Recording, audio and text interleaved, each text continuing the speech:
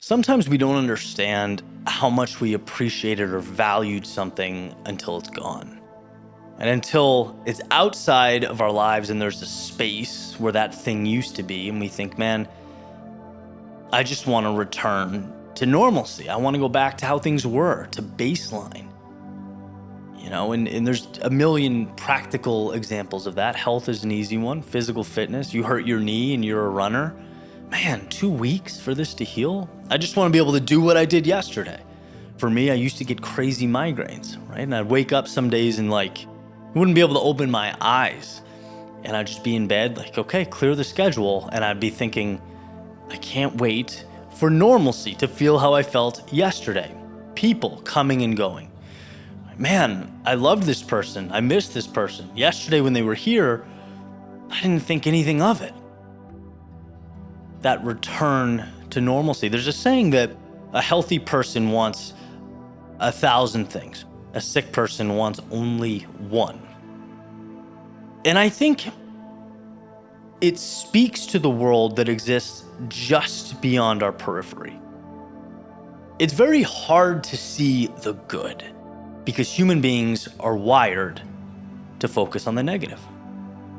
To avoid pain, to avoid suffering, to avoid loss, we're wired for safety.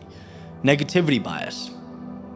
That scenario, 2 people at dinner, 99 times, it's the best dinner they've ever had. They go to the restaurant all the time, they rant and rave about it. But on the 100th time, there's a cockroach on the plate.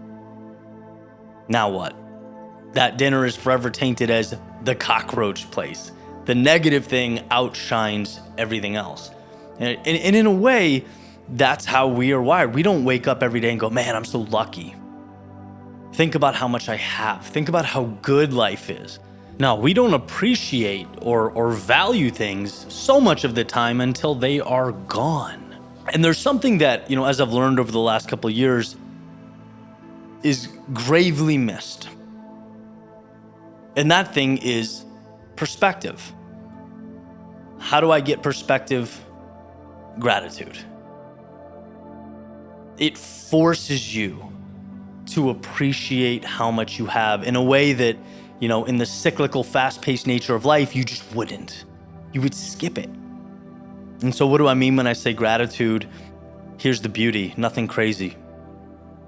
Very simply put, carving out time to say what's on your mind, to say what you appreciate, to look around and go, yeah, I'm grateful for that.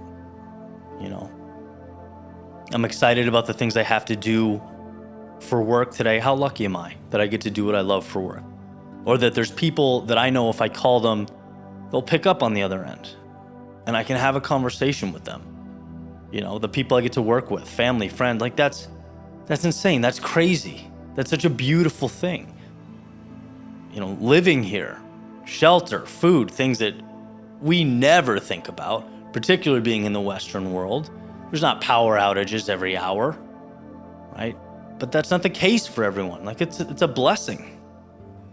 And, it can come across as corny and cliche, but what I've learned is it's not. It's truly armor.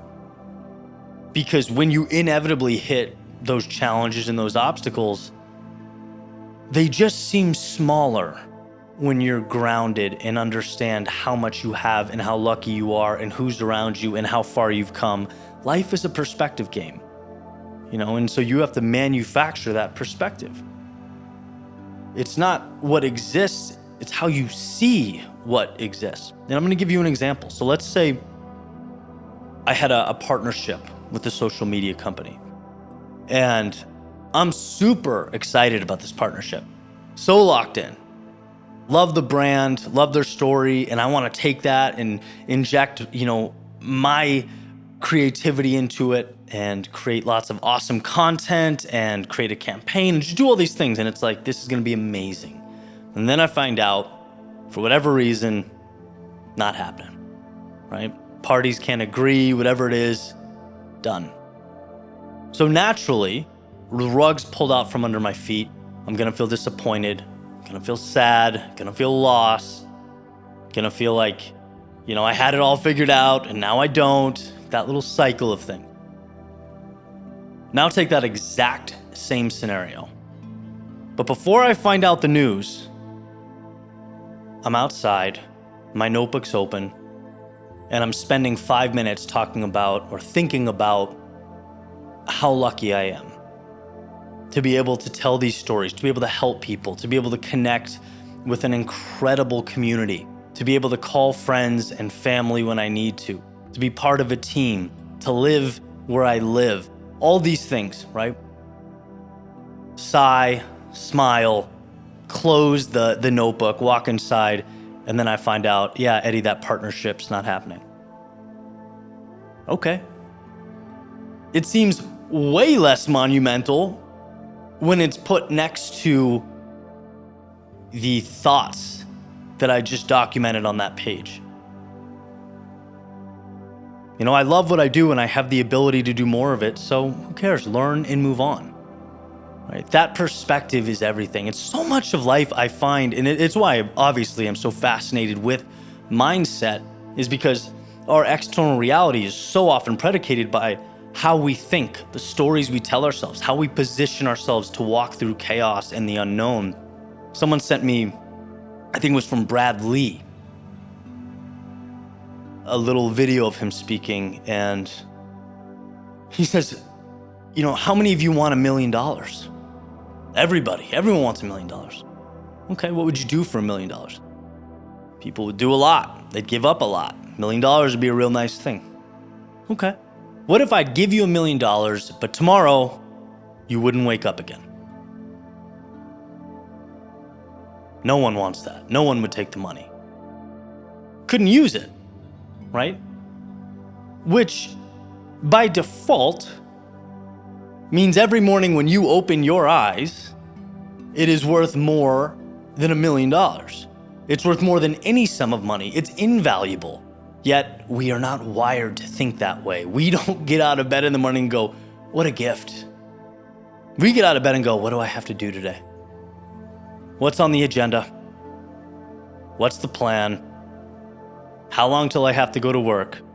Right? And it's this reframing of life that positions us not only to be more content, but also to experience more of life. So I scream from the rooftops about practicing gratitude because that perspective shift, again, has been armor for me. It's given me so much momentum and clarity as I push through life. And I want to share that with you and you know, offer or suggest that you do the same. And the beauty is it's so simple and it's so quick and it doesn't need to be complex. You don't need anything fancy or any tools. You just need to close your eyes and think for 2 minutes. And that little internal dialogue, you know, will become pretty powerful as you make your way through life.